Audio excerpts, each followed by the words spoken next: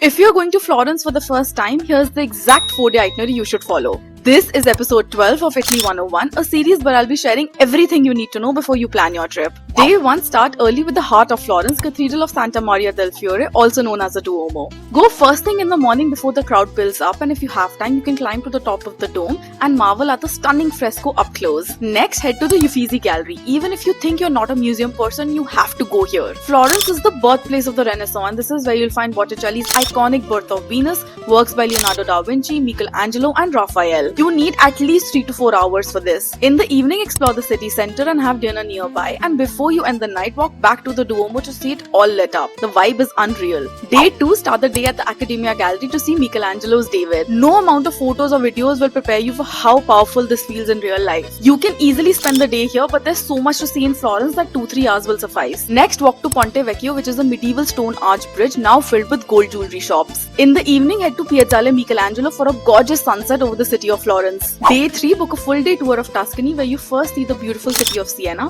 then the medieval Tuscan town of San Gimignano, and end the day in Pisa before returning to Florence at night. It's a long day. A tour like this starts at 8 AM and typically lasts 12 hours, but it gives you a beautiful glimpse of the Tuscan countryside without having to change hotels. Day 4, and this is your last day in Florence, so wake up relaxed. Grab a cappuccino, try one of the famous Florence sandwiches, or even get an affogato in the afternoon. Then walk to the San Lorenzo market, which is lively and colorful and great for leather shopping. In the second half of the day, go for a wine tour in the Chianti region. You will be seeing stunning vineyards, small family-run wineries, and get to taste some of the best wine in Italy. Make sure you book fully guided tours that come with skip-the-line tickets for all museums and attractions. Florence may be small, but there's a lot to see and the crowds can be insane. If you don't book your tickets in advance, you will be wasting hours in long lines, and sometimes you may not even be able to see all the attractions because they get sold out months in advance. I have curated a full list of the must-do tours in Florence. Just comment link to get it in your DMs.